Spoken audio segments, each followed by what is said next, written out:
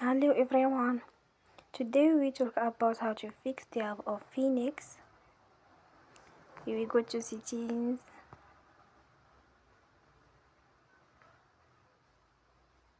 Then we click on apps.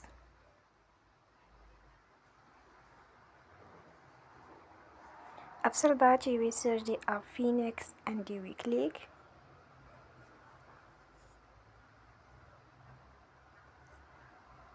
Then you will on for stop. After that here we go to storage. Then we click on clear cache. In the end, turn your phone and you will recharge your phone again. Don't forget to support us by like and subscribe. See you next time and thank you for watching.